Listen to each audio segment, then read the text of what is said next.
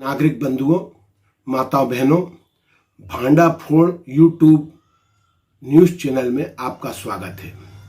आपने देखा होगा कि रेता और एलकेजी दो मामलों को लेकर भांडाफोड़ यूट्यूब न्यूज़ चैनल समय समय पर आपसे बातचीत करता रहा है। आज भी हम आपको चौंका देने वाली बात ग्रांड एवेन्यू एलकेजी कॉलोनी के बारे में बता रहे हैं।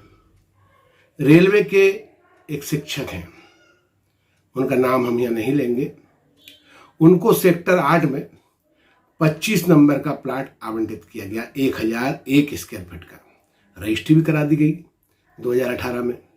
मौके पर आज की तारीख में वह प्लाट के आगे, यानी कि उस प्लाट के आगे 27, 28 और 29 नंबर के 3 नए प्लाट सृजित कर दिए गए।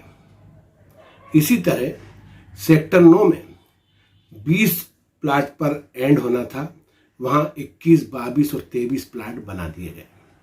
साथियों, ये बात तो हमें अभी केवल 2 सेक्टरों की पता चली है। टाउन कंट्री प्लानिंग, नगर पालिका और नजूल से जब आपसी समन्वय के बाद अंतिम निर्णय जो होता है वो टाउन कंट्री प्लानिंग का होता है। टाउन कंट्री प्लानिंग ने जो इनका नक्शा पास किया ग्रांड एवेन्यू एलकेजी कॉलोनी का, उसके अनुसार सेक्टर 8 में 26वें प्लाट के बाद 27वां प्लाट नहीं है। इसी तरह सेक्टर 9 में 20वें प्लाट के बाद 21वां प्लाट नहीं है। कितना गहरा षड्यंत्र नागरिकों के साथ किया गया कि ये 2 सेक्टरों की जानकारी अभी हमको मिली है। ये जितने भी सेक्टर बने हैं, अगर उनमें 3-3, 6-6, 5-5 प्लाट बढ़ाए होंगे तो कितनी कमाई इन लोगों ने की होगी। 25 नंबर का प्लाट सेक्टर 8 में जिस शिक्षक का है, उस पर दबाव बनाया गया कि वो ये रजिस्ट्री वापस कर दे, दूसरे को बेच दे, और हम उसको वो 28 नंबर का प्लाट दे देंगे जिसमें उसके सामने जमीन खाली है। क्योंकि 25 नंबर के प्लाट के सामने जमीन खाली थी और आज जमीन खाली नहीं है। हमें उम्मीद है ग्रांड एवेन्यू वाले आम नागरिकों को, अपने उपयोगकर्ताओं को, अपने ग्राहकों को वस्तु स्थिति बताएं कि भांडाफोड़ गलत बोल रहा है, वो अपनी जगह सही है, और 20 प्लाट के 23 प्लाट नहीं हुए हैं, 26 प्लाट के 29 प्लाट नहीं हुए हैं। जिस शिक्षक की रजिस्ट्री की गई उस पर उसने जो बात की है वो गलत है, वो अपनी जगह पूरी सही है। ये आम जनता के सामने उनको प्रमाणित करना चाहिए। मुझे दिल्ली से एक ने टाउन कंट्री प्लानिंग का पास नक्शा एलकेजी का भेजा। इटारसी के भी कई लोग मुझे भेज रहे हैं, और अधिकांश लोगों का कहना यह है कि एलकेजी ग्रांड एवेन्यू ने उनके साथ धोखा किया। साथियों, हम किसी दावे की ना तो पुष्टि करते हैं ना प्रमाणित करते हैं, लेकिन सत्य बात यह है कि जो सपना इटारसी 5C का दिखाया गया था उसमें ग्रांड एवेन्यू पीछे हो गई। आप अपने मोबाइल स्क्रीन पर देख रहे होंगे कि ग्रांड एवेन्यू एलकेजी कॉलोनी में सेक्टर 8 में 26 की जगह 29 प्लाट एवं 20 की जगह 23 प्लाट करने की योजना नहीं दिखाई दे रही है। आपके नक्शे में ये दिख रहा है कि सेक्टर 8 में कुल 26 प्लाट है और सेक्टर 9 में कुल 20 प्लाट है। ये जो प्लाटों का घालमेल हुआ है, ये आने वाले समय में और जांच के बाद वस्तु स्थिति स्पष्ट होगी कि ग्रांड एवेन्यू वालों ने कितने प्लाट किस तरीके के बेचे। ये तो बात हुई कॉलोनी की। कॉलोनी के साथ एक बड़ा विशाल कॉम्प्लेक्स बनाया जा रहा है। कॉम्प्लेक्स का फोटो दिखाया गया कुछ, वो बनाया गया कुछ। साथियों, हम आपको उस कॉम्प्लेक्स का ओरिजिनल फोटो, जिसको लुभा लुभा कर केवल 3 दिन में बिना विज्ञापन के दुकानें बेची गई, वो फोटो भी दिखा रहे हैं, और वो वर्तमान फोटो भी दिखा रहे हैं जो दिए गए नक्शे के दिए गए डिजाइन के विरुद्ध बनाया गया।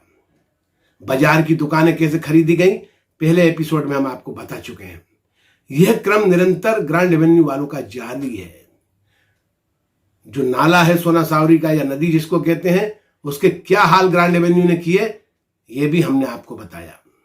ग्रांड एवेन्यू वालों का अप्रत्यक्ष रूप से बार बार ये कहना रहता है कि उन्होंने कोई घोटाला नहीं किया, कोई गलत काम नहीं किया, कोई नाले को नहीं मोड़ा, सब कुछ उन्होंने ठीक किया। तो भैया, सब कुछ ठीक कर रहे थे, सोना चांदी बेचते बेचते कॉलोनी बनाने में आ गए, तो फिर इटारसी को डुबोने में किसका हाथ है? क्या यहाँ के एसडीएम ने इटारसी डुबो दी? क्या नगर पालिका ने इटारसी डुबो दी? मध्य प्रदेश सरकार ने इटारसी डुबो दी? किसने डुबो दी इटारसी? इसका प्रश्न इटारसी के उत्तर नागरिक चाहते हैं। इस प्रश्न का उत्तर देना पड़ेगा, इससे बच नहीं सकते। यदि आपने नहीं डुबोई, आप बहुत अच्छे हैं, आपकी कॉलोनी बहुत अच्छी है, तो कॉलोनी में रहने वालों को सीवर लाइन का बैक वाटर गंदा घर में कैसे आ गया? क्यों नहीं लगाया ट्रीटमेंट प्लांट आपने?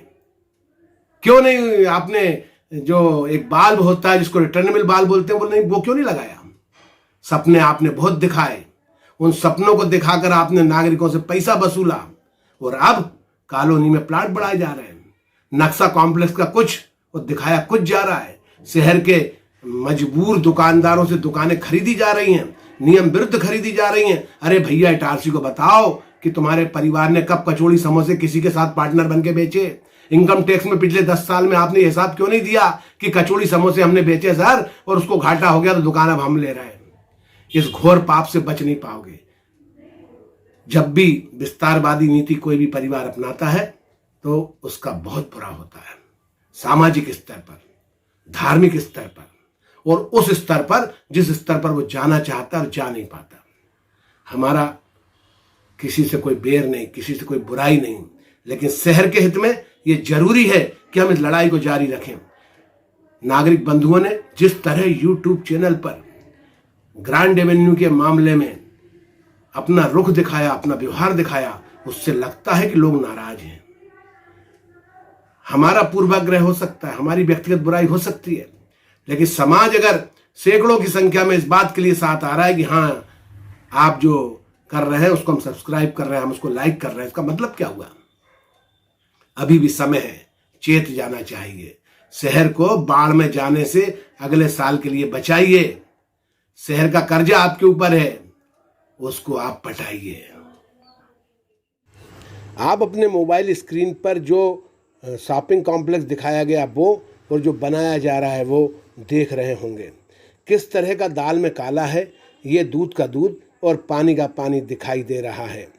ग्रैंड एवेन्यू वालों ने अपनी आय बढ़ाने के लिए किस तरह के दाव खेले, ये आपको दिख रहा होगा। नक्शा कुछ और बना कुछ, ना पार्किंग ना नक्शे की डिजाइन वैसी। और अब भांडाफोड़ यूट्यूब के सम्मानित दर्शक बंधुओं, आपसे अनुरोध है, आप हमारे चैनल को सब्सक्राइब कीजिए, लाइक कीजिए। आपके भरोसे ये चैनल चल रहा है। हम हारेंगे नहीं, हम टूटेंगे नहीं, आपके हित के लिए लड़ेंगे। ये संघर्ष जारी रहेगा। कुछ लोग कितनी ही बातें करें, कुछ लोग कितने ही किसी के समर्थन में आ जाएं, लेकिन रेता चोरी और एलकेजी ग्रैंड एवेन्यू का जो मुद्दा हमने उठाया है, यह निरंतर जारी रहेगा। आपसे बार बार अनुरोध है, आप यूट्यूब के भांडाफोड़ न्यूज चैनल को लाइक कीजिए, सब्सक्राइब कीजिए।